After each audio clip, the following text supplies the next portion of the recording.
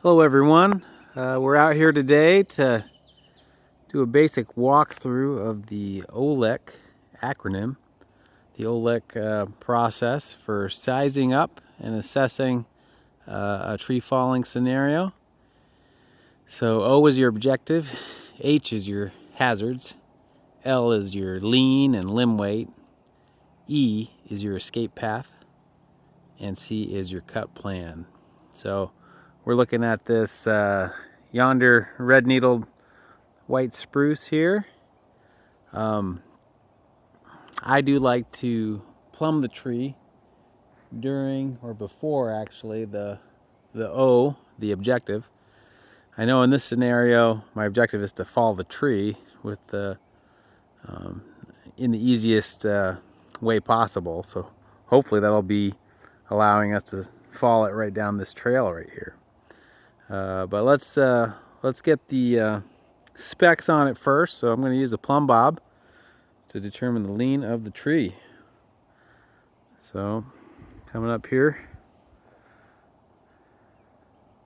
focusing is a little bit of an issue. So what you want to do is center your plumb bob right on the stem of the tree at the top, and then follow it all the way down to the base.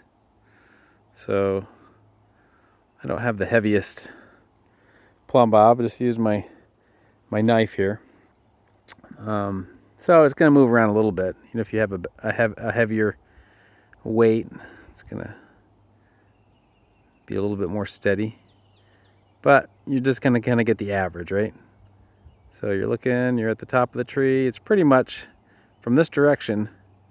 It looks like whenever we get it centered at the top, it's pretty much centered at the bottom. So we're going to say right from here that we have no lean, which is good. So you want to plumb the tree from two directions, two vantage points, each that form a 90-degree angle if you followed it out to the tree. So we want to go out to the base of the tree and then go 90 degrees straight off to the left side, or 90 degrees straight off to the right side. So we'll kind of see once we get down there which one looks better.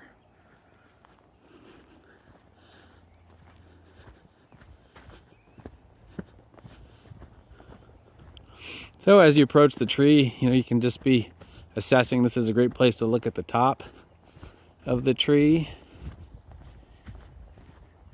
Start putting that information into your H category as far as the hazards go.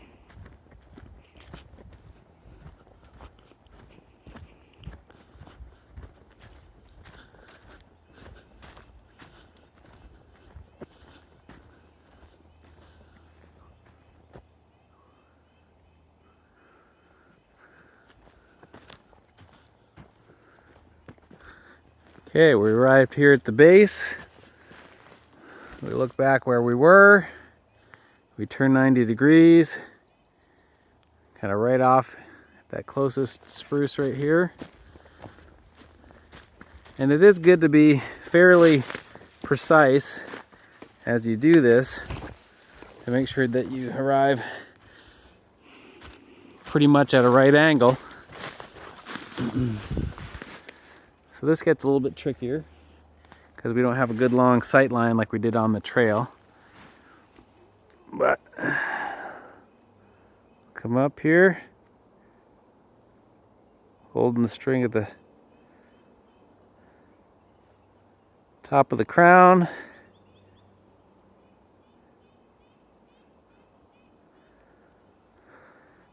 And it's a little tough, especially with the camera.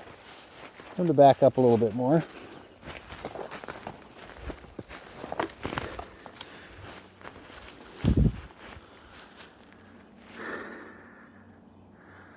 Make sure we don't lose sight of the right tree.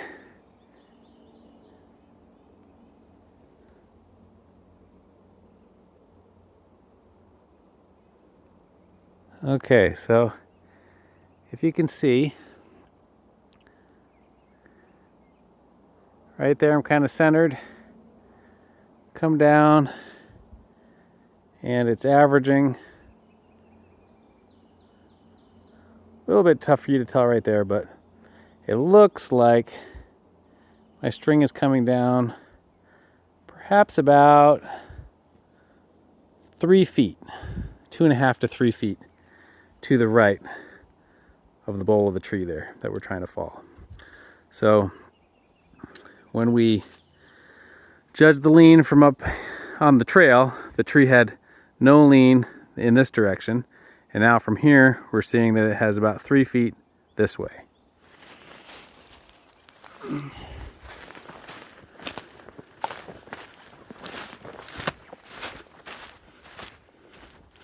So basically,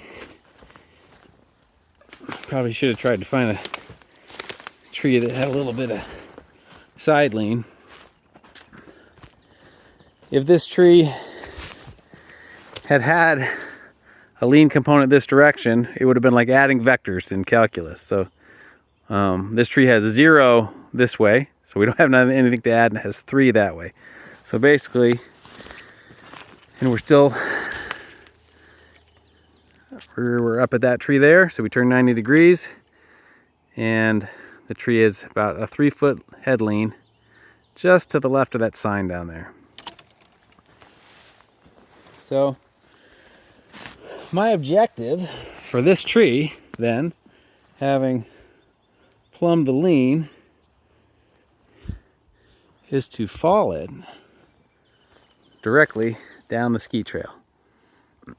So it'll be pretty much right on with how it wants to fall. Slightly, it will probably end up taking it off its lean just a little bit to the right so that we can center it in the trail. Though we might have to look at that again because we don't want to take the top of this tree out here, but we'll have to do a little assessment on the height.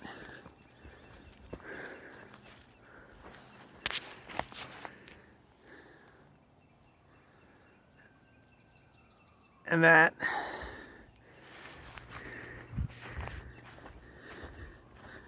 is a good way to do that is to walk on the same what's the word? Contour line, that's what I need. So we don't want to walk downhill. It's going to be hard to judge the lean if we're above or below the base of the tree. So let's just walk away from the tree on the same contour.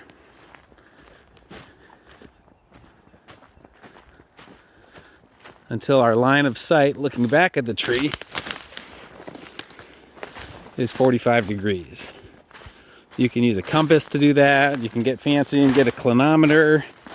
They might even have I think they have a clinometer function for cell phones even.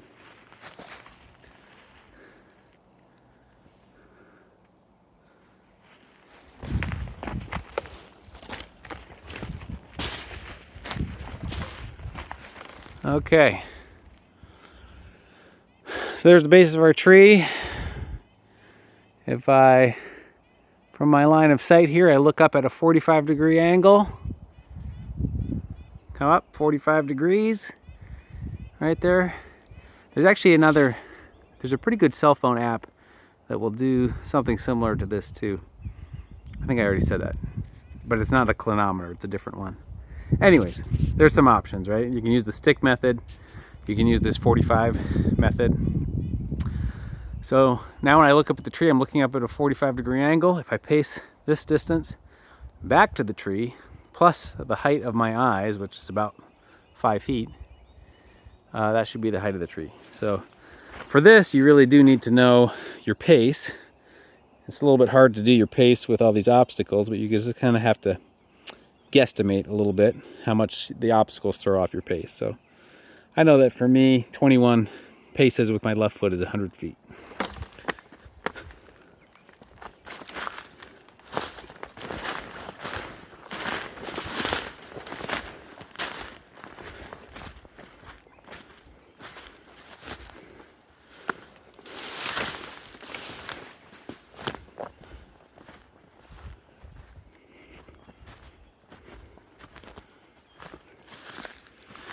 Okay, so 15 paces.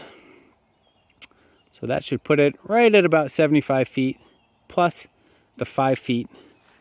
Because when I sighted from a 45-degree angle up, that was at eye level, so at about 5 feet. So 15 paces is about 75 feet plus 5 feet. Let's just say this tree is about 80 feet tall.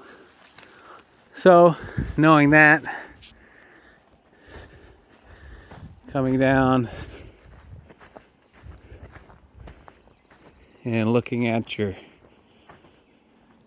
this obstacle here,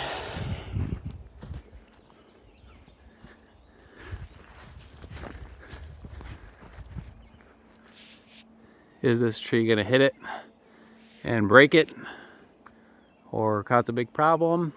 Hard to say. I think we're far enough away that hopefully if the dead spruce does hit it, that the birch wins the battle and that the spruce breaks.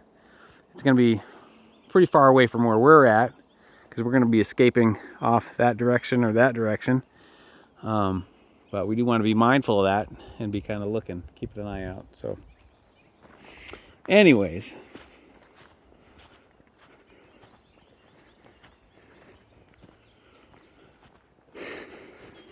so that was part of O, part of H, part of L. So let's go back to the beginning. So our objective, we have this white spruce tree. We're going to follow it directly down the trail. I'm going to go over our hazards now. Second step, H. So this is where we go out, in. So we're here, it's the afternoon here on the Kenai Peninsula. It's not windy, it's overcast. I don't expect the winds to pick up. We start working our way closer. We've covered the atmosphere. We're going to work our way closer to the tree. We're looking at the stand health. You know, the stand is not terrible. You know, obviously we've got some beetle-killed spruce in the area, but there's not a lot of adjacent hazard trees or other trees that we have to keep an eye on. We've got another one right here. These trees have, you know, died fairly recently. This one's still green up top. This tree that we're following appears to have lost all of its needles. We do have this trail system. So if I'm following this tree, 2.5 tree lengths, if it's 80 feet tall, 2 times 160 plus 40, we've got a 200-foot radius that around this tree that we need to keep safe. So I'm probably going to want to put a road guard on this little lane over here who can maybe watch down this trail to make sure that no one comes down the road or up the trail. I'll be looking out also, having a secondary guard to keep anyone from coming in on the trail. It's a good idea. Okay, so we're coming out in to the top of our tree. Let's look at the top of the tree. Top of the tree is intact. Like the rest of the tree, it's dead. We're going to be looking for hazards all the way down. Looking for widowmakers, which are just broken or partially broken limbs that could be easily dislodged and drop on top of the sawyer as the tree falls or as he escapes. We're looking for insect damage. We're looking for woodpecker holes. We're looking for places where the bark is sloughing off. You can see the bark is kind of sloughing off in a number of places. You know, like if you saw a bunch of birds come flying out of a hole or bats or something, it would tell you that maybe it's more rotten. We're looking for fungus, conchs, which, you know, aren't as common amongst these spruce as they are on other trees, but you're going to see some. We keep looking for those things all the way down. We're looking for cracks in the tree, indications of rot. Yeah, all the way down. Nothing real notable in that regard. This tree was hit by beetles. You see a little bit of frass and whatnot, but nothing real notable. Come down and look at the base of the tree. The root system, it's a spruce, so it's going to be a shallow rooted tree. So that just, which on a windier day would be more of an issue, or if this tree was a heavy leaner, you'd want to be precise and be cognizant of that. Okay, so I think we did out in, we did top down in the H section of OHLEC. Now we're going to talk about, which we already did, but the lean and the limb weight. So this tree has a 3-foot lean here, no lean in this direction. So it's got 3 foot of lean right that direction. So taking it off its lean and centering in the trail is within the safety margin for a tree recently dead like this. Okay, so that was lean to limb weight. Limb weight fairly evenly distributed, and as this tree is dead and we're taking it pretty much right where it wants to go, that's not a huge issue anyways. So E, our escape path. So basically, if we're following the tree right here, we need 2 escape paths, one 135 degrees this way and one 135 degrees back this way. So we'll have to pick which one of those is primary and which one of those is secondary.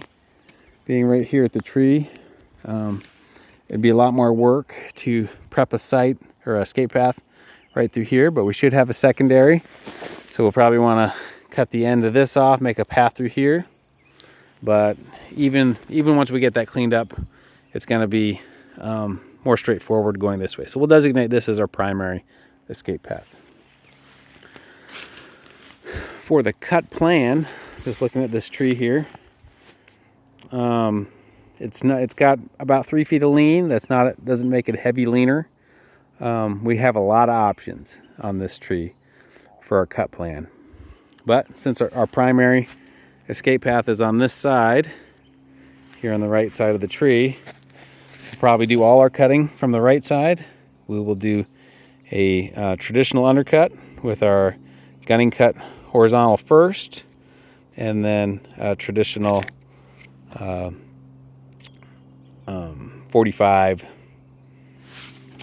sloping cut for our undercut. And then our back cut, we can just come in, since it's not a heavy leaner, it's not bigger than our bar, we'll just come in and do our traditional back cut, follow it up with a wedge, just for safety, an indicator wedge, which we shouldn't really need since we're following the tree with its lean, and it does have about 3 feet of lean. So that's just a basic breakdown of the OHLEC process. Not real smooth, but yeah, just to give an example.